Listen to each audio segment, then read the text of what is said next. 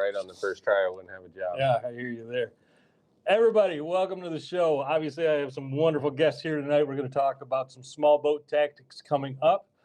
Gabe from the Ultimate Salmon Derby is here. How's it going, everyone? And, of course, Adam from Reel to Reel Outdoors is here as well. Many of you out there know him. If you guys don't know who Adam is, where the heck have you been? You've been under a rock. Yeah. Check out Reel to Reel Outdoors on YouTube, Instagram, TikTok. Hit the subscribe button. Hit the sub button for him. He's a good guy. He puts out good content. Every subscriber, I'll make it short. Wow. Good luck with that. Go flood his channel, guys. No, not too many today. I want to see 500 shorts tomorrow. Yep, I want to see 500 shorts on his channel tomorrow. Please do that. I'm begging you to do that. We'd make him hold up to that bargain. For sure. Share to all your family members that you've never talked to in 20 years. Share this video and flood his channel. Please, I want to see what happens. That'd be great. Gabe, tell us a little bit about yourself real quick. What's going on with the Derby? Yeah, so we're bringing the Derby back for 2025 for those of you that haven't heard yet. Same rules as last year. Really, there's a couple things we took away and a couple things we added. We took away the Atlantic Salmon Division. That's gone for this year. We may bring it back if we get enough feedback from that side of it. We also took away the family ticket. We now have a kids ticket. So I know that was a big thing for some folks last year. We dropped the price of the boat ticket down to $850 from $1,300. That's great. Glad to hear that. We're still doing our weekly prize giveaways. All the prizes are all the same as last year, above and beyond that. But we're also doing a monthly $1,000 prize pack from Trax Tech that we're giving away. So that's part of our sweepstakes also. But lots of chances to win. We're excited about it. June 14th through August 24th. What are your websites? www.theultimatesalmonderby.com. And then we're still doing the Walleye Derby too. So that's www.theultimatewalleyederby.com. I don't know why that fumbles me up when I do both. www. That does me too. Yeah. 3 simple letters that I can't seem to spit out ever in a cognizant order.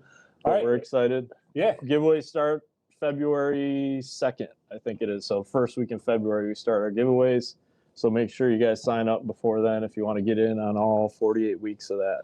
And a giveaway a week. Yeah, $250 prize pack a week. On top of that, the monthly $1,000 prize packs. Holy cow. Yeah. And what are you doing now for your weekly winners during the Derby? Because if you don't know what's going on in the Derby, it's a weekly prize package. It goes on for 8 weeks, correct? No, the weekly prize packs are 10 weeks, I'm sorry. The Derby's 10 weeks, but the weekly prize packs are 48 weeks. Gotcha, So but the Derby itself is 10 weeks. Yep. For salmon. For salmon and trout and all the other divisions. Yep. And what are the what can the winners win? Because it resets every week. Yeah, $15,000 for first place. Prizes every week. Yeah. Jeez. Prizes down through 15 or down through 5th place. Every 2 weeks. Every 2 weeks. Yeah. And then a reset. So it's 5 derbies in a row. God dang, that's wonderful. $15,000. Wonderful. Yeah. And if you'd think I could catch a big fish in 10 weeks. You might give me 5 years and I might not be able I was just on a boat today installing a bunch of Garmin stuff from the Derby. Really? Yeah. Can you say whose boat? Oh, my brother-in-law. My old boat, hiatus. Oh, hiatus. Nice. Oh, that's cool. He caught a 35-pounder. Yeah. And that wasn't even the biggest fish of the Derby. Was it? It was a 36 and change. Yeah, then the walleye thing. Yeah. That's amazing that the biggest walleye I caught was less than 10 pounds. Well, it was 9+, so wasn't it? Yeah, 9.7. 9.72 won the grand prize. So, we have a grand prize on that. That's sweet. That's an awesome fish, but there's lots of. And here's the other thing that caught my attention last year was, there was a lot of people talking about how they didn't want to get into the Derby because they didn't want to compete against charter boats, or some guys are out there all the time fishing every day after day. How many of the winners last year were recreational anglers compared to charters? Most. I mean, it was there was one of the grand prizes came off of a charter boat. I think that's it. Just two, I think, because JB, did he win? No, it's second place. He got second place. Yeah. Oh yeah, so so one out of 5. Yeah. So the majority were recreational. And really, the boat ticket thing at $850, it's I mean, if you're a guy that fishes say, 3 times a week, which Yeah. a lot of guys do. Yep. That's break that down. It's not very, it's not very much per trip. Get your to get out buddies there. throwing Get your $100. buddies, Yeah, it's a couple $100. I mean, you're not spending as much as you would on a charter excursion. Yeah, and we got another prize pool on top of the top 5 that we do. It's top 3 on the boat ticket on top of all that you get into. If you buy That's like a boat whole ticket. separate tournament just for a boat ticket. It's pretty cool. It is cool, guys. Check out his website. So I will put a link down below. It's not there yet, but when I get back home today, I'll put a link down below to both the derbies. Go on there, check out the rules, check out everything that he's talking about. Check out the prize packages, because I'm going to tell you, and Adam will tell you right now, they're pretty sweet. Oh yeah. They're really Check out the nice. winners page. Yeah. We got all that stuff up on our website from last year or our Facebook. Check out all the pictures from the award ceremony. It was a great. The little turned out girl great. with a custom That shirt was cool. that said 36-2 or something on the Yep. back. That was That's pretty. cool. I talked to her at the awards. Yeah, I did too. They were like fired right up. I talked to the whole family for a few minutes. Pretty they're cool. Really nice people. I'd met them before up at Tangled Tackle, but they walked up and said, "Hey, we remember you." And I said, "Congratulations." She had the biggest grin. The whole time she was there, she had the biggest grin. She knew that she'd whip everybody's That fish butt. probably weighed 50% of what she does. God. Yeah, it was Yeah. incredible. She caught that 36 pounds. fish. It's awesome. One question I'm seeing here for the Walleye Derby, how about opening it up to the west side? I don't know what you can talk about on that, Gabe, if anything. So I've gotten a lot of requests from the west side. I've also gotten a lot of requests from Green Bay on top of it, but we'll see what years come, what comes in the future here. Tough part is splitting myself in half where I can manage both events at the same time, because they'd have to be at the You're same checking. time. You go and check every winning fish. Yeah, the So- top 2 every 2 weeks. We we didn't go see check, Gabe so. for like 5 weeks. Cheese Whiz, which is Yeah. a name I've never seen on before. By the way, that's a cool name. Says winners is spelled wrong on the website. So something I know. might wanna look at. Yeah. My I wonder how web it's spelled. team, it's WINN. I think Oh. ERRS or something like that. Yeah. I think They I might have say- left the hand out. no No. matter what, people know what the heck you're saying. Yeah. Ryan Purchase is on here already Hey, talking Ryan. about the Lions. Yeah, how He's about my those? buddy from forever. I know. Well, he's a fished good me quite a dude. few times. Yeah, he's a real good dude. How about the Lions? Do we need to Yeah. talk about that? Okay, moving on. That was tough. Moving It was on. tough. The thing is, you play so good all year, and then you have all those turnovers. And you can't say anything against Washington because their They offense was on They fire. played really good. Their defense. And they've was- been on fire. And their Yep. defense, and they jumped those routes. And Yep.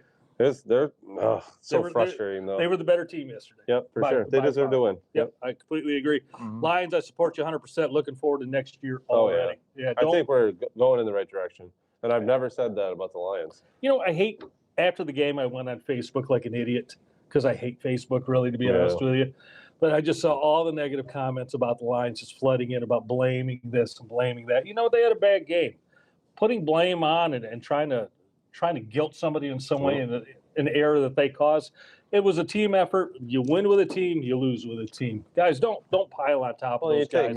you take half their injured reserve and put them back, Yeah. and it's a different team Yeah, I too. mean- You got that many guys out, and they're And if still you- competitive. If you think about it this way, if we feel this bad about it, how do you think Oh, they yeah. feel? I mean, Yeah. as the players and the coaches and their families and whatnot. Anyway, great season, Lions. Super proud of you. We'll see you back next year. If your team's still in it, good luck to you. It's going to be there's a real good game going, but another half hour. It's Yeah. going to be a real good game.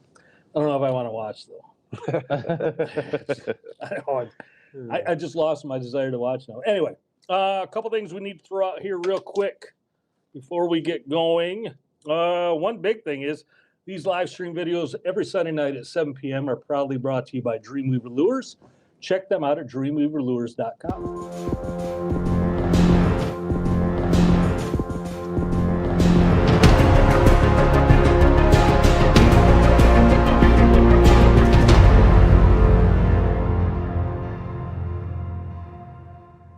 Yeah, check them out. Dreamweaver. That's where Yeah. we're standing. Yeah, they make some good stuff. Yeah, I've been known to run some of their I've been stuff. known to have a couple of them. We're in Dreamweaver right now. We darn well better be talking up Dreamweaver. I'm but literally surrounded by hundreds of spin doctors right now. I know Yeah. you walk right out that door right there, and it's like a candy store. Yeah. I do it all the time. Oh, a couple big things I want to mention out.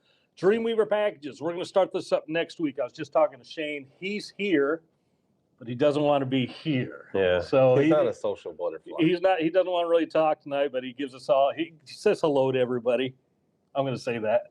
But he didn't want to come on. He thought the three of us could handle this in some way. The fool to think that we could do that, but that's fine. Yeah, watch out. Yeah. But Shane wanted everybody to know we're going to start doing Dreamweaver packages on this channel starting next week. Adam, maybe on your channel also if you want to promote them. We're not really sure what's going on just yet, but it's going to be a monthly package. We've done this in the past for Tangled Tackle up north. It's going to be a set of spoons, a set of spin doctors, a couple meat rigs, all in one nice package at a discounted price. We do one time a month. So that's going to start next week. Nova Tackle. I've had Dave on the show before. You know Dave. Great guy. You've talked with Dave, I think. Yeah. Dave from Nova Tackle wants everybody to know that his big water, his deep water trolling system rods are now available on his website, novatackle.com. They're at Chuck's too. They're at Captain Chuck's too, In stock. definitely. Yeah. Yep. They're great. They are good. I ran them last year, part of the year, and had a good experience. They're good. If you want to upgrade your tackle game, your rod game, check out Nova Tackle's new rods. It's the first year for them. They've been hard tested.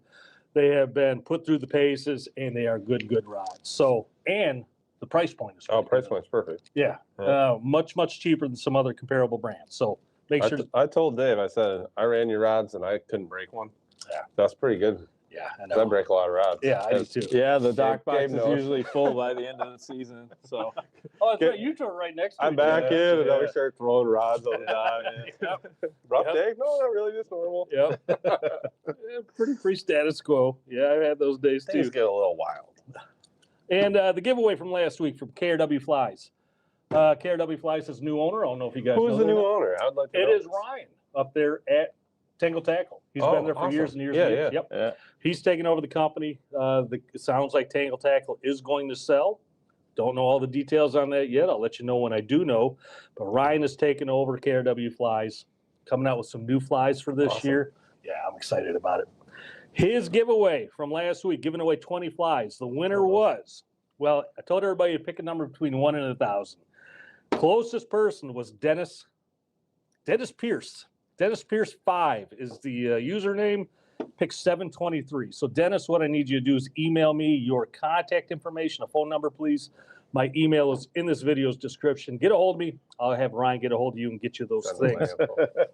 I was just gonna send you Jump in on an email that says it's hey, me. this is Dennis. Dennis, I live at Yeah. Adam's address.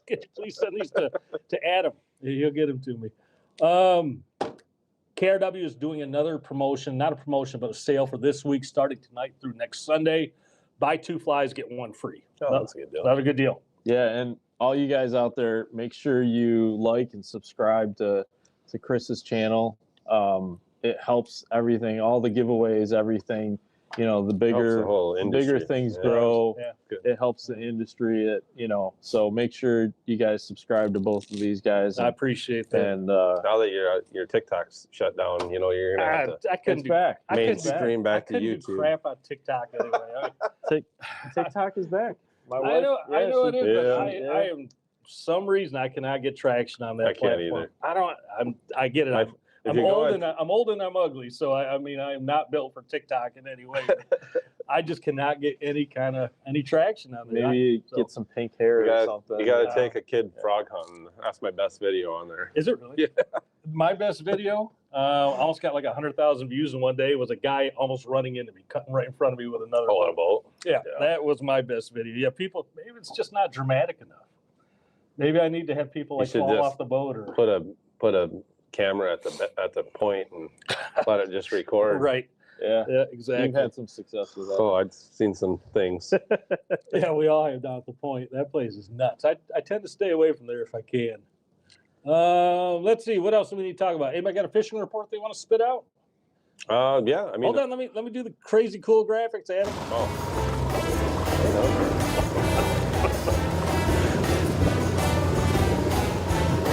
You don't see that every day. Hey, So- go right ahead. Yeah, it's mainly just ice. Like the ice is in pretty good shape. Yeah. There's still some questionable ice, but I would imagine after the next couple of days there won't be too much questionable ice. There's no, at least down here in Ludington area, there's no real snow. on the ice. So we're going to be making ice like crazy. So it looks like, I don't want to jinx us. Yeah, 'cause don't. I feel like I might have jinxed the Lions. Yeah. We might actually have some ice fishing that might stick around for more than a week. Completely agree with you. Portage Lake up in Manistee has Yeah. got 6 inches out front. It's building every day. I wouldn't be surprised if it's 8 inches plus now. And it's frozen all the way across out to Camp Decebo. If you know Portage Lake at all, if you don't, you have no idea what I'm talking about. Basically, 80% of the lake is pretty good right now. Yep. Manistee Lake's got fishable ice on it as well. I don't have any details on what they're getting. I know most of the time, this time of the year, people are going for perch. Perch and panfish. Yeah. Where they're at, I couldn't tell you. Kind of look for the horde, and that might clue you in. But a lot of times, I see the horde on the ice, and I go the other direction. Well, PM Lake here, Pere Marquette Lake, had ice yesterday, and they were catching some perch. But there again, yesterday, a couple of days ago, it was pretty sketchy. So. Yep. But I think, but be safe. Use a spud your way out. Yeah. Don't drive your truck out there to check the ice. Anytime you got a lake that has... Just a thought. Anytime you got a lake that's open to any kind of moving water, like Portage Lake is, PM Lake. Guys, Manistee. Manistee, be careful because you can find a soft spot like that, and it's not going to be a good day for you. Yeah, the wind will suck the water out of the lake, too. Like, it was blowing on the big lake and caused pressure cracks and so on. Yeah. So absolutely. You gotta watch. Hey, if you got a fishing report for your area, please put it into the comments. That's what people are here for. They want to see what's going on. They want to hear more about fishing. Guys on this channel and your channel, they just can't seem to get enough. No. It is a crazy thing, but they're like us. I'm that way too. I know. Yeah, I mean, you're not kidding, dude. When I go home and I jump on like platforms like TikTok and YouTube, I find myself gravitating towards other fishing channels. Yeah. Yeah. So, I watch a lot of saltwater. I watch some of that. And like just goofy guys too. I'm more There's some awesome I'm more people enthralled by the Pacific Northwest these days. Oh yeah. Yeah, watching the steelhead fishing out there and the king fishing and whatnot. That really, I would love to go out to the PNW someday, do some steelheading. Absolutely gorgeous out there. I've been watching the Chile and Patagonia stuff. Lately. That's incredible fishery too. That's really starting to come to light. List. We're talking about beautiful country as well down there in those areas. Chile. Peru, I bet you there isn't yeah. as many boats as there are out on the point. In Chile, do they have kings? Yeah. As well? Yeah. And they're getting some giants. very large kings, right? Yeah. Like what Alaska had. It's kind of there now. Yeah, I mean the 30 plus is very common over there. So Ryan Purchase said he saw a John Deere tractor out on a lake in Minnesota yesterday. Yeah, but that's Minnesota, man. Yeah, They've had ice since October. I know. Yeah, like they get ice in July, so that's not fair. That's not fair at all. I'd like to go do that though, Minnesota or Manitoba. One of the two. Yeah, I think it'd be incredible. Other than I really don't like it when it's below zero. yeah, some of those lake trout lakes up in Saskatchewan, that'd be crazy to do too. Yeah, I mean the Dakota's the same way. Like it's so cold that way. Maybe we should plan a trip for next year. Ice house. To go freeze? Ice house in Manitoba. I can freeze in my backyard. I can go out there and sit out there with no jacket on if I want to do that. So for everyone out there, we always talk the same talk of planning trips and Never happens. and all of us are just insane swamps. So making something like this happen. Yeah, I'm actually going to. I'm going to the UP to ice fish this year, so I'm excited about that. cool. Where are you going? To Beta Knock. Don't know which one. If Big Bay's froze, we'll be in Big, but it's not froze. Great It's not walleye safe fishing. yet. So they just caught a 31 and a half pounder up there, or 31. Excuse me, 31 and a half incher up there. 31 and a half incher. Yeah, beautiful fish though. I think it's 13 pounds. Guys are getting out on Erie too. I heard. I saw some. There's. And your lake too. Yeah, Lake St. Clair is going full steam right now. Yep. Saginaw Bay's going. Saginaw River was on fire here this last week. So I can tell you right now, the river is not on fire in any way. I fished a couple days ago out of the Big Manistee, and it was slow. I had great people on the boat, but everybody I talked to has been having a slow go on the river, and it's going to get that. It's going to continue that way for the next couple of days. It's warm. It's going to be cold. We need some warm weather and get those fish moving up out of the holes and jumping around. So it's going to pick up. It's going to be a really good year on the river. There's no doubt. There's a bunch of steelhead already in the system, and there's a bunch more to come. So I'll keep you guys posted on that as well. But I don't plan on being on the river over the next couple of days. No matter how much somebody begs me, it's going to be pretty frigid out there. How late are you doing river trips in I'll the go all spring? the way through April. Yeah. Until I start having to get the big boat ready. But as long as there's fishing there, I'll keep going. Nice. Hey, we covered the fishing report aspect pretty darn good. This week's topic of the week is we're going to talk about small boat tactics, things that we've done in the past. We've all had small boats. We'll talk about things that we liked, we didn't like. So let's get into that following this really cool graphic.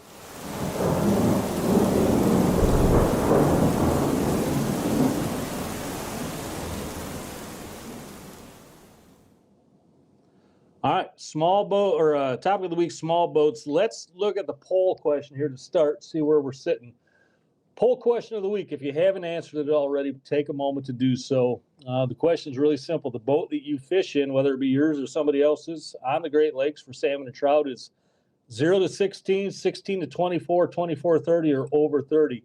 And overwhelming majority at 172 votes is 16 to 24 feet. Yeah. I mean, that is a small boat army right there. I mean, that's where I started out. Me too. I think everybody. Yeah. So, I mean, that's a great way to start the topic. What was your small boat?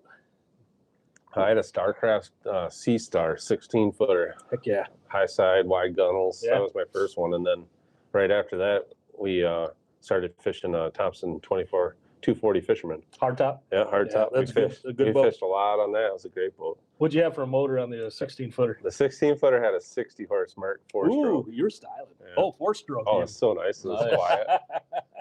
Gabe, what'd you have? So I spent a lot of time on buddies' boats. So my first boat was a 26, but I spent a lot of time on buddies' boats from 18 to 22, and Yeah. I still do. I still jump on. It's pretty cool being flexible to go wherever you want. You know, you're not Yeah. tied to a particular port. If the Yeah. bite changes, you're We'll gone. talk about all that Yeah. for sure. But yeah, my first Great Lakes boat was a 16-foot Sea Nymph, Oh, yeah. Great Lakes Special. I have a 19-foot one right And now. the only thing really special about that boat was it sometimes got me back to port without breaking down. I had a 40-horse Johnson 2-stroke on the back of that thing. I ran that for several years. Then I upgraded to a 17-foot Lund Fisherman, which I absolutely love that boat. That had a 100-horse Yamaha 4-stroke. When I met you, you were fishing on a Sea Swirl. That's my buddy Jim's boat. And I had that 22-foot Yeah. Sea Swirl. Yeah, Because that's where you and I fished. I don't even know. That was a long time ago. it was. Yeah, That was, more than 15 years ago. at probably. least. Yeah, I'd say all that. Jim still has that boat. That 26-foot striper Sea Swirl, still one of my favorite boats to Great fish on. boat. They're a great boat. Just a great boat. Yeah. Handle the water. Yeah, handles the water Easy very, to very trailer, well. which is a definite moving plus. around. Just a really, really good tournament boat also. Yep. Had to get up and go when you want to get around other boats, and still trolled really well. So, yeah, I love fishing on that boat. But yeah, we all have the small boat experience. I'm glad to see that everybody else out there is pretty much, had the same experience or is still having the experience. 16 to 24 feet is exactly when I think of a small boat. Mm-hmm. That's what I think of. So with us fishing those small boats, let's talk. I mean, this is the question I get most often when we're talking about the smaller crafts. What's the optimal spread? What should I be fishing if I was fishing, say, an 18-foot to a 22-foot boat? Should I be fishing 6 rods? Should I be fishing 10 rods? Should I be fishing as many as I can? I'll start off right here. I'll take the first run at it. When I fished either that Sea Nymph or the Lund, I was an 8-rod guy. Yep. 8 rods, two downriggers, 2 divers, normally set on 3, so high diver settings. Braid divers, I wasn't running wire yet. Braid worked just fine. Shorter leaders because I wanted to be able to net the fish. When you're in a smaller boat, you can hand line. It's doable, but sometimes it's easier to have those shorter leaders so you can net. 2 downriggers, 2 divers, and normally 2 boards per side. That was my spread. And I know I could have ran more, I could have run less, but that seemed to work pretty well for me. Adam, what was your go-to? I mean, I've never been real smart about running manageable spreads. But, And it continues. It's pretty constant. So my boat was set up to run 12, but a lot of times we were running 10, 9 or 10, but I almost would always run double divers. Yeah. The only thing though, I will say, if you have autopilot or even a trolling motor on the bow that's piloting straight, controlling your direction, you can run a lot more. Sure you can. If you don't have that, less is best, really, because I agree. every time you tangle, you use 2 rods at least, minimum of 2 rods. So, and time. I think that's definitely something I wanted to talk about. For me, I know I had a 20-foot whaler for a while, and like I said, I fished on a bunch of other boats, had a 19-foot aluminum, but really having autopilot or some sort of bow mount with autopilot on it is key. Like changes the game. Don't go out and buy those extra 4 rods. Go out and buy a either a bow mount or autopilot for your main. They're getting cheaper now. I know it's more affordable. They're easy to install. You can do it yourself, right? And the battery systems are manageable. None of it's all that difficult. And they're accurate too. Yeah. They're very, very reliable. I mean, you're a Garmin guy. You fish for Garmin, I know. Their new Kraken system is top of the line. It's going to be a couple extra dollars, but I tell you, they build solid stuff. If I was going to go, and I do want to eventually put a bow mount on my riverboat, I'm going to go with the Garmin system. Yep. I've looked enough into them.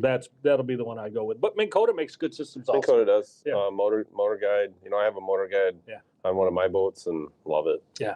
Yeah. They're all solid. To go one step up from what Gabe's saying and what Adam's saying as well is having something on the nose of your boat or in the back of your boat or autopilot system or a reliable driver is paramount to fishing successfully in a small boat. Because you're usually only a couple guys, 2 or 3 guys on a small boat, right? That was our usual deal. And it can get pretty chaotic pretty fast, right? Yeah, the bungee cord to the bottom of the seat is not or the 8-year-old that you're screaming at because that poor kid can't drive straight is not the way to go. That's one of the things that I preach about is that when you go out, especially when you go to the point or you go to a very congested area and there's lots of boats and it's dark and you take the least experienced person and make them drive is like the worst idea possible. I know, I totally understand that a lot of times you don't have 5 guys that can set rods. Absolutely. You might not even have 2. You might have to set the rods, but ultimately that's difficult. Yeah. I wish someone would have told me that first thing you buy, go out and get an autopilot. If you want to troll, I would get an autopilot before I bought downriggers on a small boat. I would too. Yeah, absolutely. I don't think there's anything more paramount than a successful troll pattern when it comes to a small boat. Yeah. You can go get used Minn Kotas for cheap. I mean, eBay, Craigslist, wherever. We got an autopilot on my Sea Swirl, and it was the biggest improvement to my dad and I's relationship. It's a true story. He had this thing, he called it the Z-Troll. I'm like, it's not a Z-Troll, it's just, you turn every once in a while because you don't pay attention. It's chaos. He wants to talk to everybody. That's one of my all-time favorite sayings is nothing has saved more marriages than an autopilot system. Yeah, 100%. Absolutely.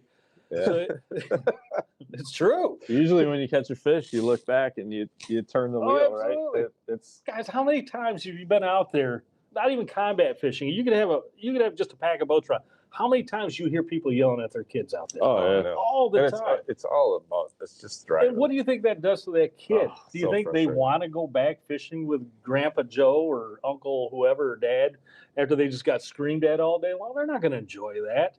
Anyway, I don't work for Minn Kota. I don't work for Garmin, but and I tell you what, that is one thing you can do on your boat to make it a much more enjoyable experience. Mm-hmm. And if you have a small boat and you use it for other things, if you have an experienced spot lock, you haven't even lived. It's incredible though how it changes.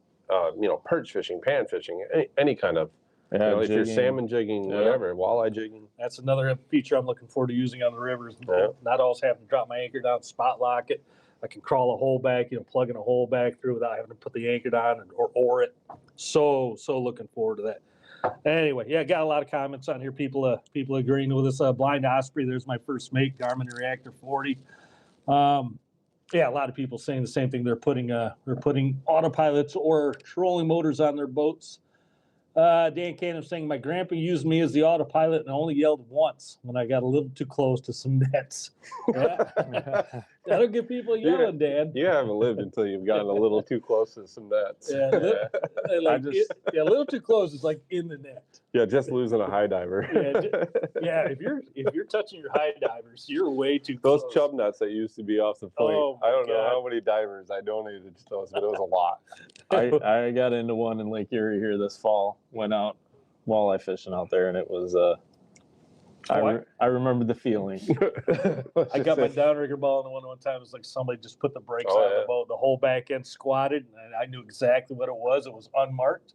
Not a worse feeling than me running to the back of the boat trying to get either my snippers out to cut that line or start letting line out, because that'll sink your boat.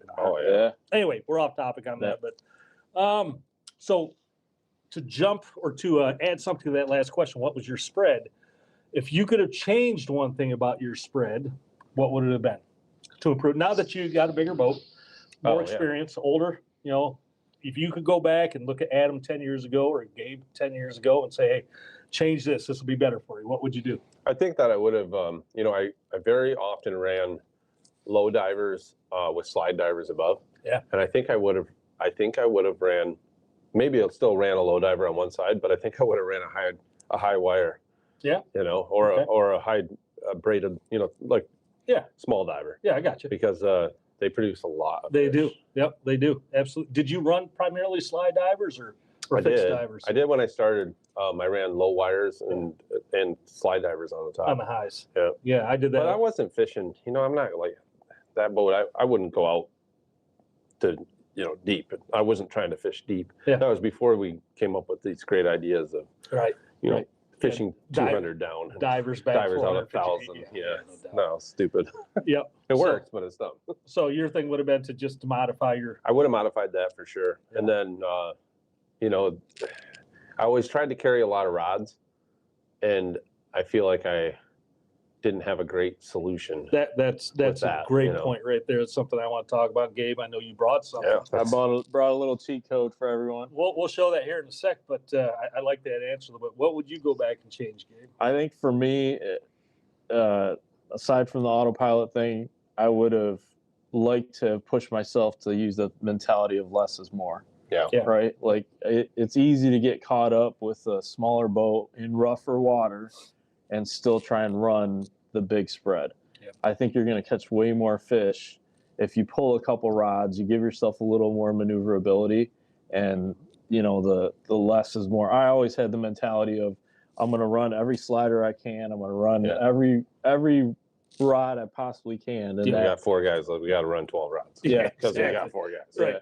Right. Yeah. Great answer as well. The one thing I'd go back and change, I think we're all talking about one of the same things we changed. We'd go back and add an autopilot of some sort. I think that's a given. So that's a good one right there. I did not have trees. I had staggered holders. Yeah, in a riser plate, but I would have went to trees right off the bat. Great point. That's something I didn't think of it.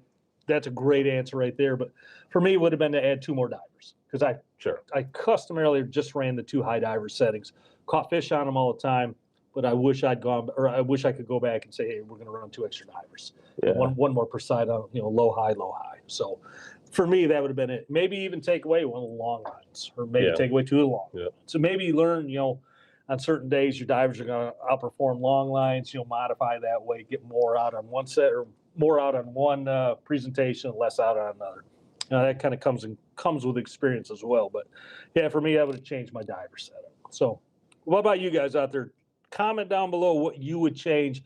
If you could go back and talk to yourself 10 to 15 years ago, what would you change? I think people are going to get a good learning experience here on what you might have done differently. A lot of good people out here, a lot of good fishermen. So always good information. I honestly, on top of that, I wish I would have taken that extra charter, taken the advice of other guys. Yeah. Like I went out and bought everything that looked good to me, and I wasted a ton of money that I could have invested more wisely. But I think that these guys have this.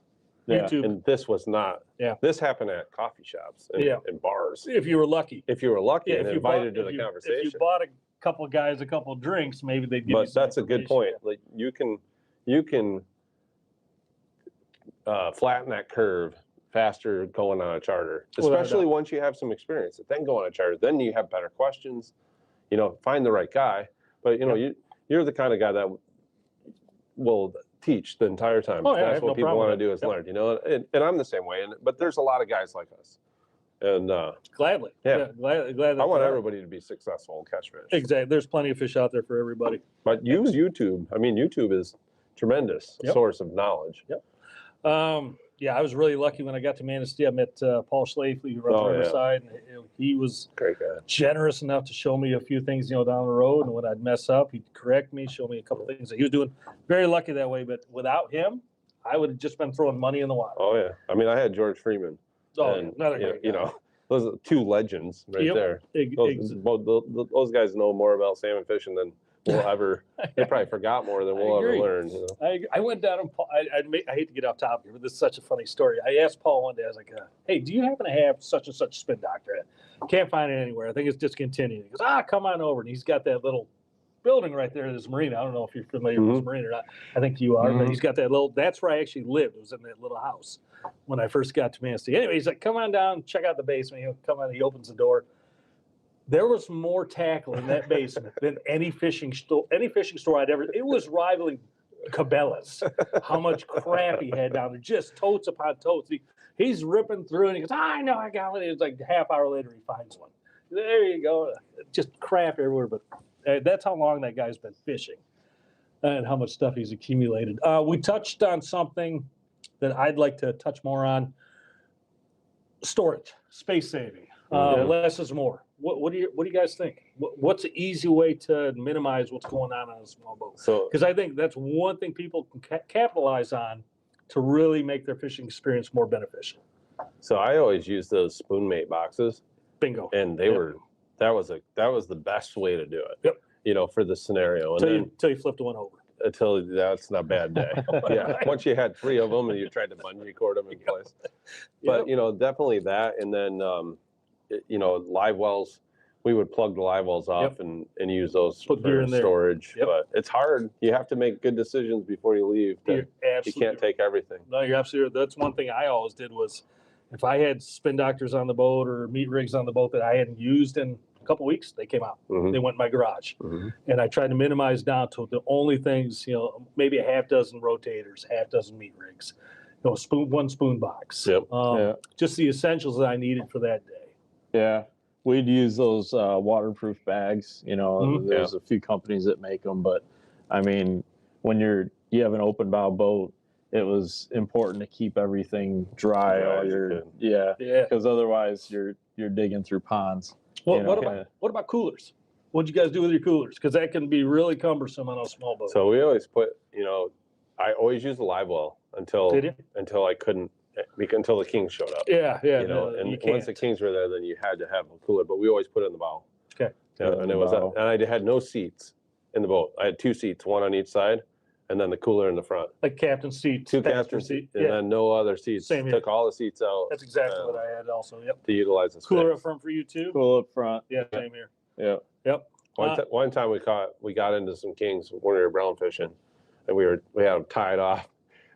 Like dock lines with stringers on each side tied out to the rod holders.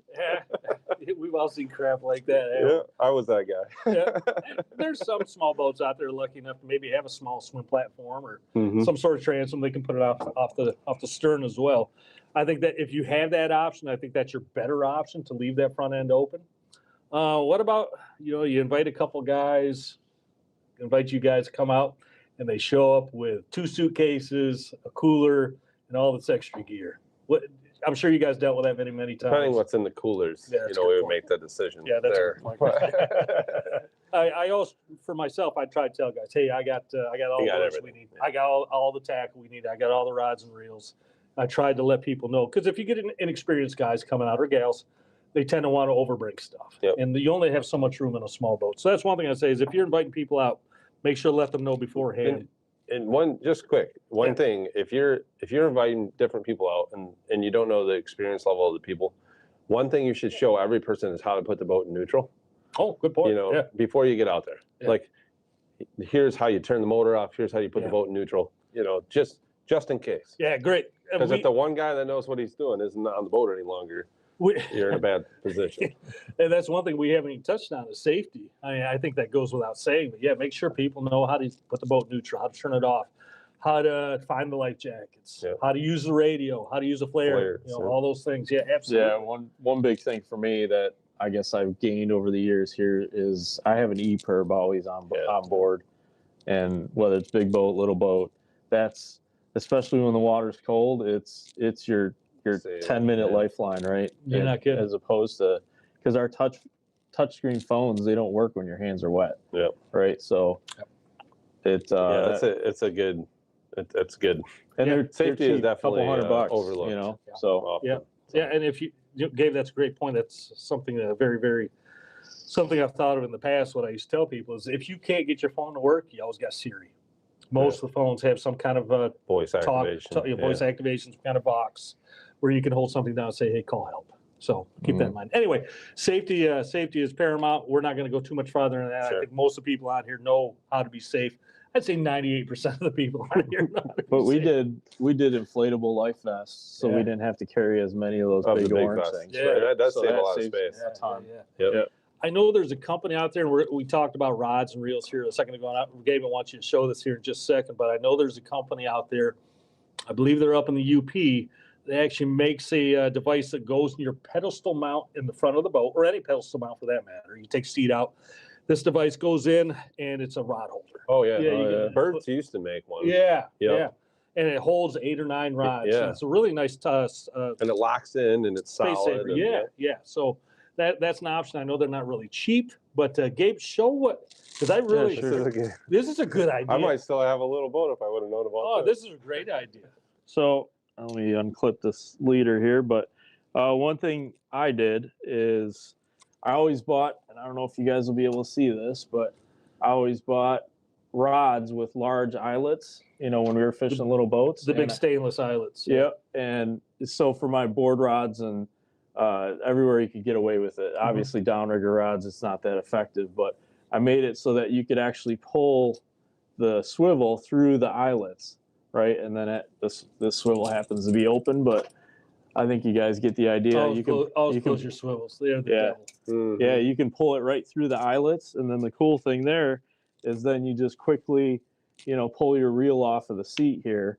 And we always carried, and I still do this sometimes on the, you know, on the big boat too. I have these reel bags that basically you can put all of your reels up inside of a bag, and you know, we tried to only carry 4 or 6 board rods, and then that way, you know, if let's say, hey, I want to fish deeper, I'd swap out a 3-color for a 200 or whatever it was, and they were all, you could fit a ton of reels in these bags, and it takes up very little space as opposed to trying to store like 12 rods. Have a half dozen rods on the boat, Great idea. and just swap them in and out for what's working or where you want to go. Yeah. Gabe, that's genius, man. So did you come up with that, or did you steal that from somebody? I mean, it's really something that one of the guys I learned how to fish with, Frenchie, you know, we used to go to Lake Ontario back and forth, and it was storage of all the stuff down below was always an issue in the boat when we'd leave for the weekend. So this was a quick way to keep a ton of reels, you know. And it also saves money. You don't have to buy extra rods. There you go. You kind of just work it that way, and you know, you don't have to cut the swivels off. That's a time saver, right? So for a small boat, I think that is one of the best tips I've ever heard. Yeah, it really is. It's a really good idea. Yeah. So I mean, like the Dreamweaver, you know, like what, size 3s, size 2s, maybe. Yeah, and then Torpedo makes some too. So it's just, you just got to make sure they fit through the eyelets. And I mean, most companies make a copper rods. Big guys. Absolutely. That's a good idea. That's a great idea. I might actually just do that anyway. You know, on the big boat, I do keep extra, like I don't keep extra rod combos on the boat. They take up too much room. Extra reels. So I do keep extra reels down below, like an extra 300, a couple extra 300s, a couple extra 200s. You know, things are preset, ready to go. If I break something, I don't have to retie the whole thing, and I'm running right back. We carry a line counter from Rapala.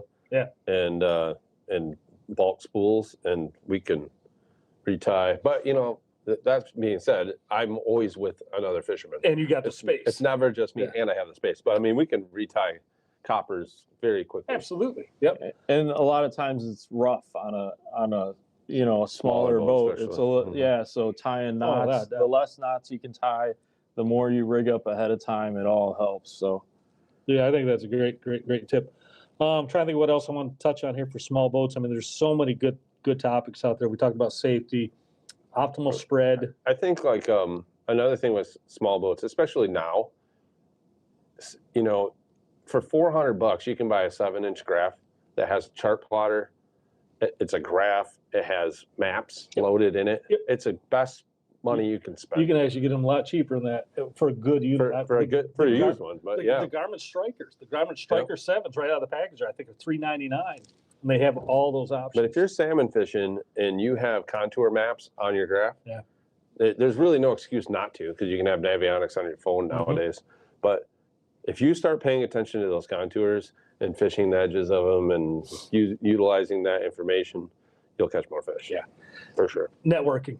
That's another big one. You know, I do have a Discord channel. If you're part of the Tangled Tackle Army on here, if you want to join up, be a member, the link's down in the description. We do have a private Discord page, and I have had many people come out of that Discord and meet up with new guys, and all of a sudden they have this little network community, and they're sharing that information. Networking is huge for small boats, because you're not going to be lucky enough to go down to the charter row and say, hey, Bob, how'd it go today? All of the charter boats are networking.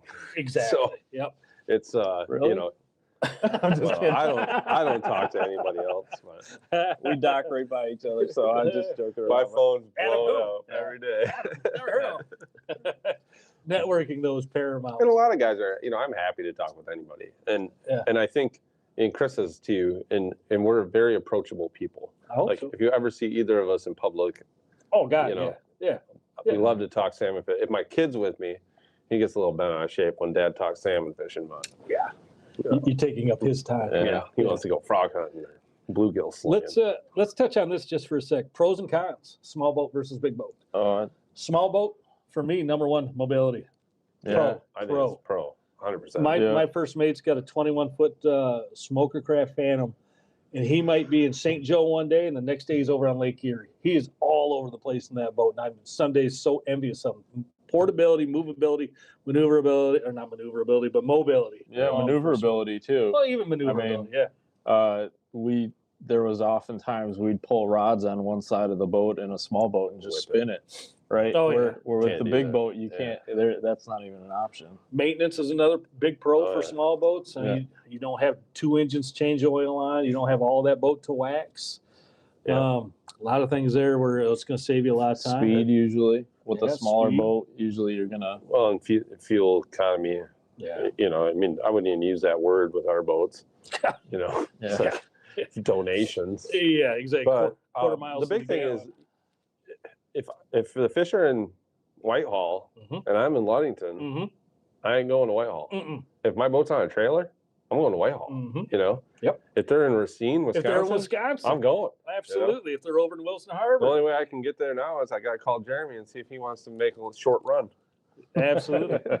So other pros for small boats, of course, are easier to learn. You know, I think the flexibility of using them for different species. That's what I was just going to say. Yeah. And part of that is your layout too. You know, think about what you want to fish for when you go to buy your equipment, right? And set up your boat. Say, I want to be able to jig off the boat. I want to be able to troll off this boat. I'm gonna go use this boat with my family and go tubing on the boat or whatever it is.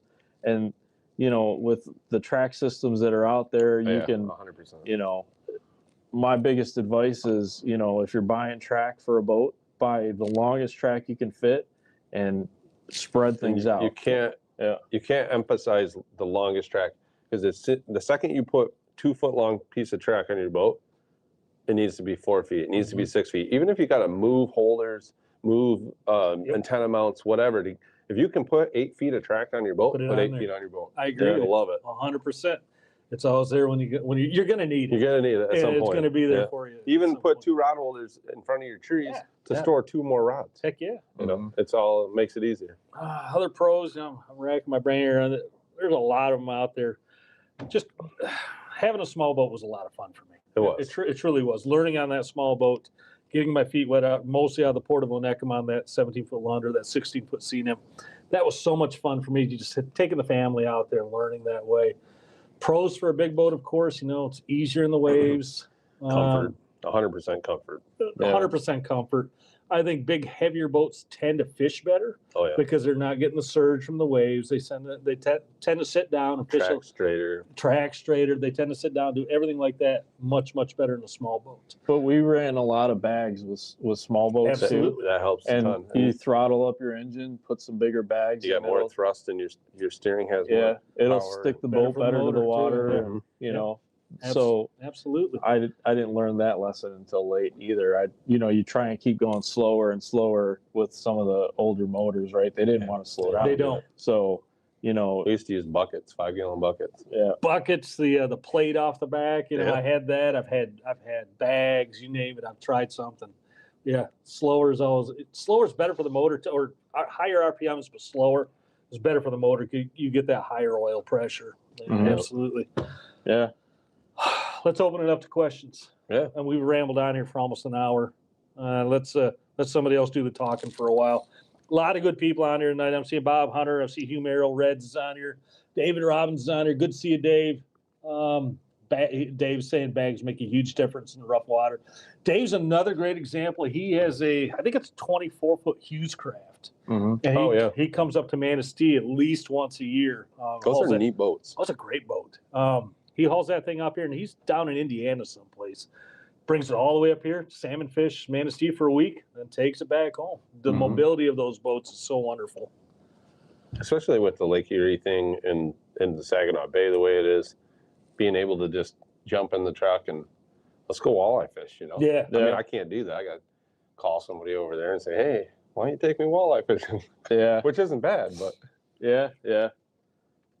Joe Wilbaum saying on your very first trip out this season for salmon, what's the program going to be? Flies, flashers, spoon, all the above? It'll be all It's spoons going to be a lot of maybe even spoons. stick baits. Yeah. A lot of times I'm running thunder sticks, Yozuris. Short Yozuris, husky jerks, all that kind of stuff. I don't run too many floaters for kings because they get destroyed. They get destroyed. With the plastic, the nylon and plastic baits seem to hold up. Yeah, bombers. Yep. Bombers. Run a lot of thin fins early in the year. We really don't run them here. It's really strange. Like they're not that popular up here. But like I fished southern Michigan early in the year, and people run them on every rock. I guarantee it's the craziest thing. I guarantee I'll still have at least one flash or fly down there. Yeah, I always have one. Yep. Maybe two. Last year we got them early in May on flash or flies. So yeah, a lot of spoons though, like Adam's saying and Gabe's saying, a lot of super slims. It's cold. The water's cold. Usually trying to go a little bit faster, cover it a little bit more. You're not going to find concentrations of fish because the bait's not going to be super concentrated. So I tell you, giving yourself, baits that can go a little bit faster and produce. The slims especially. Slims are great. Yeah, Stingers, really, really good. yaks. Yaks. Right. Yep, definitely. In the spring, I like setting up right in creek mouths or river mouths or as close as I can get to them. Sometimes it's 10 feet of water and just troll out if you got the space to do it. Yeah. And see, usually the spring fishing is associated with some sort of temperature change, color change. And it's usually coming out of a river. Yeah. Rick Vancouver saying, what size bags for a 20-foot aluminum boat? A 36-inch bag would probably do just fine. Yeah. The key is though, a lot of the bags you can buy have openings in the back. Yeah. And by closing the opening, it gives more drag and opening. So there are some adjustability of those. Great point on that, Adam. Yeah. Or carabiners. We used to use carabiners, the steel carabiners, and we'd change out bags. Yep. Because usually when you're running a single motor, it's harder to stay straight if you don't run pairs. So, Absolutely. like we had a pair of 18s. I think we had a pair of like 36s. So between those two, we could get it dialed in. I still do it. I still run pairs on my big boat. Absolutely. Yeah. I know it's best to run on the same side that you're trolling on, whatever motors you're running, but I still run pairs. What size bag for 20-foot? Got it. Just a pro. How would you set up only 3 rods? Like we could talk for hours on this. So down and dirty, quick and simple. What's your best 3 rods? I would say I'm going to run 1 diver, 1 rigger, and 1 core. But then here it comes. First thing in the morning, I'm probably going to run 2 riggers and one diver, 2 divers and 1 rigger, and not run any cores. I completely agree. That's a tough one. Yeah, that is a tough one. Gabe? I mean, for me, I would pull the riggers right out of the game. Like if you had a choice, you could only run 3 rods. I'd run a high diver, a low diver, and a board rod. That's in like, you know, are you going to miss some of those rigger bites and the quick bite, the quick retrieval of the fish? Yeah. But I think you can dial in your program pretty quick. Yeah, that's true. Yeah. Especially with divers, because divers you can fish anywhere, anywhere in the column. If it was me, it'd be 1 rig or 2 divers, especially early in the morning. Mm-hmm. Later in the day, I'm probably going to pull that rigger, put a long line out, just like Gabe was just saying. Yeah. Great question, though, Just Pro. Mm-hmm. Oh, a bunch of other questions coming in. Some are being answered and asked by other people. I think for everyone out there, organization's a big thing on us. When you don't have the square footage of a big boat, organization, huge. And you know, knowing what you have, don't take junk out there. Yep. You know, have limited amounts of everything. If you bring doubles, keep them in the truck, you know, for some of this. Have a small, we always call them like your go-to box or whatever, but it has your swivels in it. It has, beads. It has like quick things that you need, hooks, split rings. It's all in one little box, and you always know where it is. I don't think there's anything more important on a small boat than organization. Yeah. Knowing where your things are at. Yeah. Having the right tools on the boat. I think somebody asked a little while ago, what tools did I always have on the small? I always had a pair of side cutters. Yep. Always had a good pair of needle nose. And a pair of scissors. Those are the 3 things you got to have on there. We did crazy things like this. Just a pool noodle. We put our toothpicks. That's a great idea. Fits right over the rod holder, and you were never searching for the toothpicks on the boat. And they, for the most part, they ever get wet. You swap them out, but they were always there. So that's why I keep having you back on the channel, Gabe. You're smart. I always had an extra pair of pliers, so an extra pair of needle nose in the package, sealed, and then you can put them anywhere. They don't rust. Because sooner or later, that one pair that you have, two is one and one is none. Always. Oh, I've had small tool kit is another big one. Tools, like first aid kit, things like that. Spark plug if you have one. Daryl Huff, you still wants to schedule a river trip with me, Daryl? Yeah, come out anytime. You suppose only small boats can fish the river? I don't know. If I got a good running start, I could probably get the Tierra up there a little way. Oh, I could get her up there. I don't know about coming back. Props on the Tierra a little more than props on the Mercury. Or the jet sled. Yeah, the jet sled, like I have, is the way to go. Todd Flintmeyer, what length do you guys consider to be a small boat? I think. I know where you're laughing. I'm so skewed. I'm sorry. That's cool. I mean, for me, I think of like 22 and below. 24 on up, you're getting in that mid-range. On Lake Michigan, I think, 18 to 22. Yeah. I think if you're going out on Lake Michigan and something smaller than an 18, you better be very aware of weather. Prepared. Yeah. And even in an 18. But the 18 is substantially taller. The gunnels are taller. The transom's taller. Yeah. That Lund that I ran, that small Lund, they had great, nice tall trans. Yeah, and you're just comfortable. Yeah. I think once the beam changes from 8.6 and you go up from there, I'd say that's a big boat. Yeah, that's a good point right there. Yeah. Let's see what else we got here coming in. Oh, Leroy's on here from Purple Tackle. Good to see you, Leroy. Hey, Leroy. Everybody knows Leroy. He's a great guy. Yeah, I mean, we were talking about this earlier, but I don't fish on small boats very often. I mean, we go perch fishing, we go take the kids out, that kind of thing. But brown fishing, maybe I'll go once or twice on something small. But I'd seldom on a smaller than 30-foot boat. I fished with my first mate Tim last year in May on his smoker craft, that 21-footer. Yeah, and I found my love for small boat coming back. Yeah, it felt good to be back on that small boat. Something about that chaos that happens on a small boat. And the 20 to 22 foot, walleye boat is super popular. Like that's got to be three quarters of the market here Sparkle in Michigan. Boats, right? Sparkle boats, aluminum, the Lunds. Yeah, but beautiful boats. Yeah, it's a different game. It's a little different game. You got to think a little different when you're fishing on a smaller boat. Like I have a ton of spin doctors down below. I have all my, I have 4 or 5 boxes of spoons. I have in the big boat, and it helps me when I do jump on a small boat, I really think about what I'm taking with me and what has caught fish year after year. And less is so much more. Yeah, so that's the, I have on the big boat, I have the tackle shop. I mean, everything's on there, but I have one 3700 Plano that says program spoons, and it's full of spoons. Those are about all the spoons I ever use. Yeah. And then I have, a tote on the boat that has spin doctors or rotators or meat rigs or whatever. They're all in one. Yep. That's about all I ever use. Yep. And I got a box of plugs, the same thing. Yeah, The only time I go outside the box is if somebody calls me I'm so the same or if way. I break something off. I am so the same way. My It's so go-to bad. my go-to spoons seem to lay right there on the top of my lure station for weeks at a time. Yep. Because those are the ones I keep grabbing. The spin doctors I want are in my gunnel stations. Yeah, I'm exactly the same way. When we go through it, we go through our boxes once a week. Yeah. And anything that didn't produce that week is out. Yeah. This is a great question, actually, from Leroy from Purple Taco. Are there any make model of smaller boats to avoid?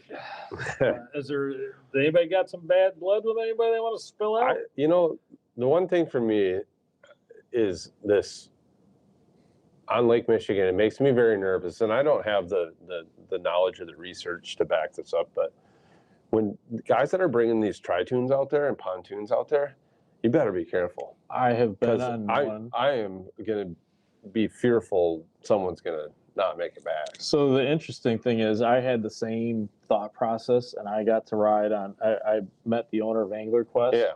and we went out on Saginaw Bay, got caught in a storm, really rough, and we were in a tri-tune, and I was impressed. The worst part of it is your feet are getting wet, right? Because the deck is washing constantly. But I mean, definitely you have another factor here in Lake Michigan, which is the mass of the waves, right? Yeah. And if you do catch a corner of, a wave off a corner or something, they do damage. Like You I can start see breaking stuff up. Yeah. But yeah. I will say, I did a TV show on an Angler Quest, and I ran the boat and did the whole thing on Lake Michigan, and it wasn't super rough, but I was very impressed. But I think that is an exception to the pontoon boat world. I would say that, yeah. They're built for fishing. Did I not hear though the Angler Quest is They're no longer. gone under because of safety concerns? They are back.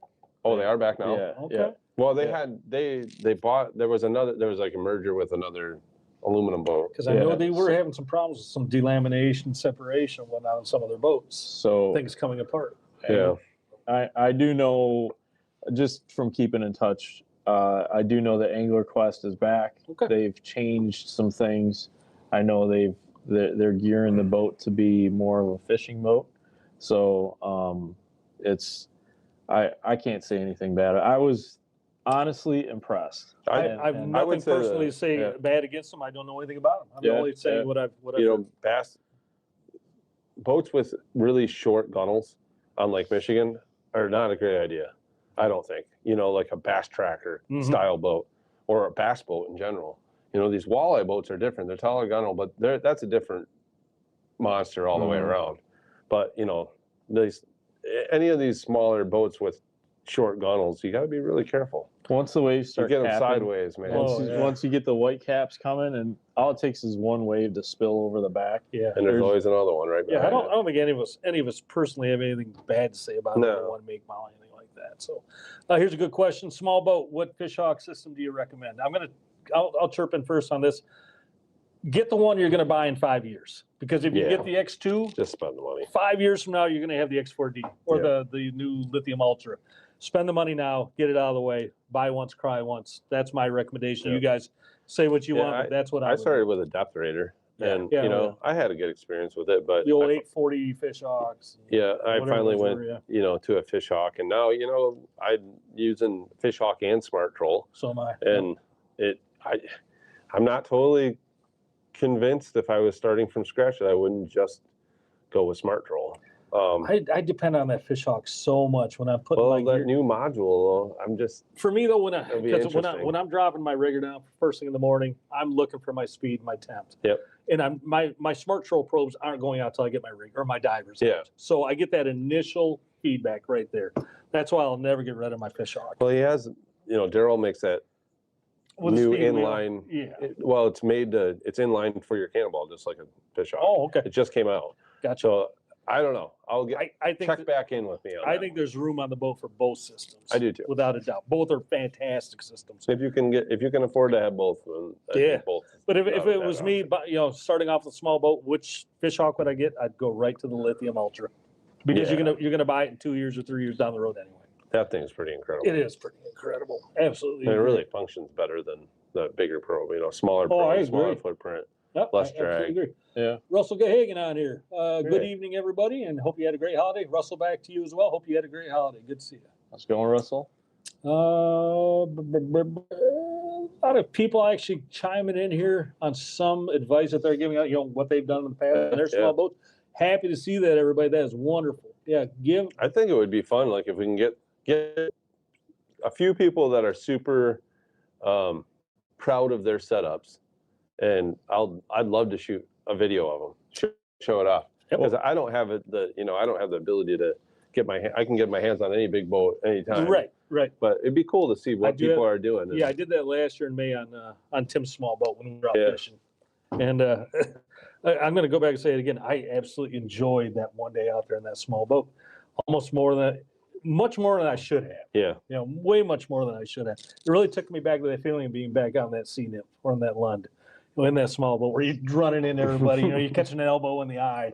Everybody's going for the ride. Oh, exactly. You're running smashing everybody into over. the doghouse. Yeah, your lunch is all wet because the waves are coming over, and everything's all over the deck. So much fun. So much fun. But then again, it's something nice about having a 31-foot Tierra too. It's really something nice to have a bathroom. Go take a nap. Go lay down on the bed. Yeah. But don't want to lay on the bed, lay on the couch. Yep, exactly. Guys, I think we're going to start wrapping it up right here. If anybody's got really, really pressing issues or questions they want to throw out, get them out there right now. We're going to give it another couple of minutes, then we're going to sign off. Make sure I'm catching everybody here. -9 in Eau Claire, Wisconsin. Ugh. Whew. No, thank you. Yeah, it's going to get down singles or below next couple of days here. It was snowing pretty good on the way in. Was it? Steve S. had 17 below this morning. That's cold. That's cold. Yeah, that's really cold. Sounds like a good time to go in the barn and work on the boat. Get going. Sure you don't want to go river fishing tomorrow, No. Adam? Okay. My river fishing policy was that it had to be 32 degrees. It's not a bad Then I got some of that, some of the wax. Like almost like lipstick wax stuff, and then I go, 26. I think I can do 26. Joe Kresnick saying the poll question is overwhelmingly small boats. So let's take a look at that real quick. Yeah, 74% is 16 to 24 feet. What everybody runs out there, and he's saying it would be great to see some videos from the both of us with the small boats. I'd love to do it. I just don't have the. Well, I'll get back out there with Tim or opportunity. somebody again in the spring. But I'm going to end the poll right now. Thanks everybody for answering that poll question. It's always good to see what everybody's doing out there. I forgot to mention something. Navionics is now owned by Garmin. Yeah. And you can buy a subscription to their app, run it on your tablet. The contour lines are fantastic. Like if you have an older graph, and to put a tablet mount on a small boat is game changer, when you don't. Yeah. I always had graphs that seemed to be a couple levels behind what was currently out on, when I had a small boat. I started out with a handheld GPS. Yeah, but Fisher Tackle trolling gear. Maybe we already touched on it, but he wanted to mention that short rods on a small boat, they do help. I don't know about that. I don't know about that. Yeah, I'm not trying to disagree with you. For me, though, I still... Sometimes for storage, like if you have a rod locker, most rod lockers can only handle a little over a 7-foot rod. Mhm. So I totally understand that. Yeah. But the separation, especially if you're running, say you're running 3 boards aside or even 2 boards aside, if you can get more separation in those tips of those rods, you will have less problems with boards jumping each other and all those things. And I know that people like the short rods for the convenience of the rod, but I don't think it helps. For me, I was still running, even though I was only running 2 divers back then, they were still both 10-footers. Yep. Yeah, even on my 17-foot boat, 16-foot boat. There's a big difference between fighting a fish on a dive rod, a 10-foot rod versus a 7.5-foot rod. And like Adam's saying, if you're going to run 4 divers, the separation you have to have. You have to have from it. that high diver to that low diver. If they're both on the same side, you have to have that high diver on a longer rod than a low diver. Otherwise, you are going to hate yourself. Oh, there we go. My first mate, Tim, Blind Osprey, saying time to have Chris and Adam come on the boat this year. I'll do it. I love walleye. Jim, you name a date. We're there, man. Yeah, again, you're talking about rod storage, rod lockers. Just break them down if you have to. Yeah. I still fish the same length rods on my big boat that I did on my small boat. And I do another thing with rods, like if you have boards, so say you have 6 board rods, have them all the same. It really does make your life easier because you can tell, you can see so many, like if you have, they're all different stiffnesses and all different lengths, it's a disaster. Yeah. Buy the same one. Find a rod you like and buy them all the same. And this is a good question. I know we're going to sign off here soon, but we're getting some great questions. Feeding Time Charters wants to know cable versus cable versus braid on the downrigger. So let me chime in. What do you run? My shoot is cable. Cable. My out and downs are braid. Okay, so and you run. I'm all cable. Cable. So, and I've been a cable guy forever, and I ran braid a long time ago, and I didn't really enjoy it. And but I started to watch other people around me catching fish on their downriggers when I wasn't, and I know that they're running braid. So I switched to braid, and I absolutely love braid. I do too. It's amazing. It's quiet. It's so quiet. It doesn't have, like, you don't need the termination kits. Yep. You just tie it right to a swivel. I just tie a uni knot and slap her on. I tie a polymer knot right onto a big swivel and pop it right on the downrigger ball. And I said, I'm going to pay more attention and I'm going to inspect the line, especially the part that's in the sun. And I did that, and I never found any problems. Yep. And the only reason I don't run it on the chute as well is because I'm bouncing bottom for trout on that chute. Yeah. And that braid will get sliced to ribbons down there on the muscles and everything on the bottom. Yeah, that's the only reason I don't run all 3. The other thing you're going to find, though, is your line counters on your reels are going to be way off. They're going to be way off on your downrigger reels. My what pound braid are you running? 250. Okay, I'm running 200. Yep. But my sonar system on the back of the boat, I can read all my downrigger balls, so I know where they're at anyway. So. I have the Panoptics on the back, and I can see everything. So make sure that if you're going to run braid on your downriggers, your line counters on those reels are going to be junk. Make sure you crank the sensitivity up on your fish finder, and even adjust if you have a transom mounted. You can adjust the angle. A lot of times I raise mine up, so because you're going to get that blowback, you got to raise that transducer up a little so it's reading further behind the boat.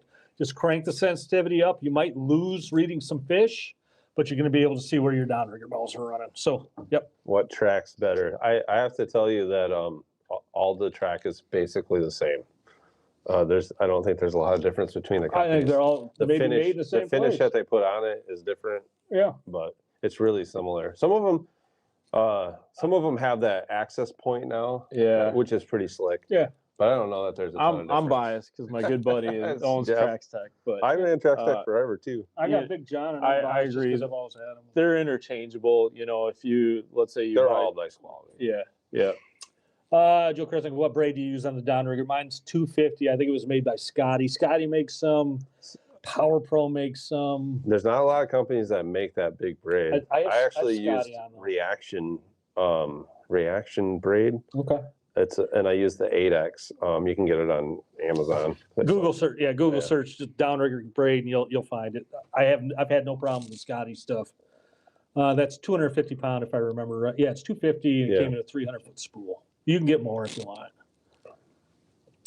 Doesn't the braid have a lot more blowback? No, actually it cuts the water better. The diameter is smaller than less the cable. Blowback. Yeah, the big thing I found, the biggest problem I found with braid on my downriggers is sea fleas. Yep. You're gonna get a lot more fleas on your braid. What I did is I was bringing it up, I just ran my finger along the line, peeled them all the way back to a big blob. I just flicked it a couple times and they came off. I have Magnum metals on the boat, and they just basically the tip cuts them off. Oh, there you go. So I mean, they just even better. You get a pretty good looking hot dog on there, but 10-foot hot dog. T1D Steve wants to know cannonballs. What are we running? I'm running 16 on the chute, 14 on the corners. I'm going to all 16 this year. Yeah, so I'm running 23s on my chute, and then 14s on both sides. But then Yek's got a new ball out that's right around 18 pounds. Okay. And I had one last year is all that I was testing, and I had that on my out down, and that was great. So I don't think I'll use the 23 unless I'm bouncing. Yeah. I mean, I'll jump it up to a 20 if I'm going to go for the 200-foot down lake trout or something like that, you want to get it But done. if you can run, even on a small boat, if you can run 14-pound cannonballs, it really will make your life easier. That's what I've always told people is go with the max. Whatever your system rates out at, go for that. Just go out, break your stuff, and then go down one size cannonball Right. and put it back together. Yeah, go break your stuff. Buy a new downrigger that handles heavier cannonballs. I don't know how many arms I broke off downriggers, but it's a lot. That's a good point, though, too. Everyone wants to run their downriggers off the back of the boat. On a smaller boat, I'd almost recommend bring them forward a little bit where they're easy to get to. And I never went at the 45. I went at the setting back, whatever that is. 60. 60. Yeah, but make sure you question. can get to them, right? That's a big thing when you're going to set it. Think about it's going to be rough out. You may have to net a fish. Yep. Put them somewhere where they're not going to be in the way. Great questions. Sure. Do you know Feeding Time Charters? I do. Oh, great. I do, yeah. Thanks for being here. We actually talked quite a bit. That's the old feeding time that I had for a year. Yeah. Sam LaViolette, opinion on pancake weights. I don't like them. I don't like them either, and they track. They track awfully. They wander. They track. You can see it on Panoptics, and I don't know.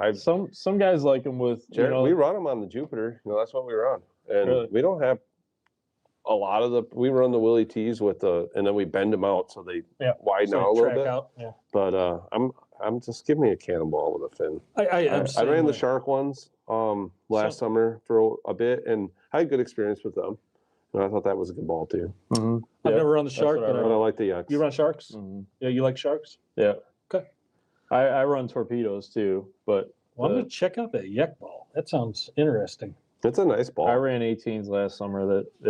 They're right there, the sweet spot, it seems like. So the reason I'm going to all three the same size, for the first time ever last year, I actually had two of my downriggers cross. Oh, yeah. And it was a really wavy day. And I knew it was because that was a heavier ball in the chute compared to a lighter ball on the corner. Yeah. And since that day, I'm like, no, I'm done with this. I'm going all the same. So I'm going all the same this year. So be careful of that. If you're running different sizes, you're very, very likely you're going to have some cross-ups. Yeah, it's even if with the big huge cannonballs, the 20 and 25 pounders, if you have them on an out down and you try to lift the arm up, even if you have a short 3-foot arm, oh man, you better have a first mate that's about 18. Oh yeah, to do that all day. I'll throw my back out doing that. Yeah, I think it's more imperative on a small boat to have similar or exact same size downrigger balls because it's so much closer together. I'm right, 12-foot beam, probably 12-foot beam on yours as well. Mm-hmm. I mean, that's a lot of space if I'm crossing up on a 16-foot boat. That's the problem. Yeah, real problem. You haven't experienced life till you wrap your probe up, though. I've donated enough probes. I don't need to do another one. I know I will. Rod Dog Rod Holder is the guy that makes the pedestal mount. That's the name of it. Thanks, Mike and Natalie. Chantar, I'm going to screw up your name so bad. I'm so bad with names. Rod Dog. Yeah, that was it. Thank you. All right. I think we're going to wrap it up right there, everybody. Yeah. Thank you so much for being here. Thanks so much to Adam and Gabe for being here as well. Thanks for having me. Don't forget to check out Gabe's websites. I'll put links down below. Ultimate Salmon Derby, Ultimate Walleye Derby. Do not forget to check out Reel to Reel Outdoors. Adam and Jeremy, correct? Jeremy, yep. I've never met Jeremy, but I know. Great guy. Yeah. You should come with it. I'd love to. If we still have the Jupiter, it's for sale. If you're looking for a great salmon boat, Jupiter is for sale. Cheap too. Yeah, it's only a few bucks. Yeah, it's a good price. Yeah, it's a good price on the boat. But you gotta come experience it. Yeah, I'd love to. Yeah, that's sick. Check out his channel though. He makes great videos and has great content. He and Jeremy do a wonderful job. Apologize to him for that. No, I just problem. Butchered his name. Be back here next Sunday, everybody, 7 p.m. I don't know who I have out here, but it's going to be hard to top these two guys. They do a great job. We'll sign off right here. We're going to put on some cool graphics to end out the show.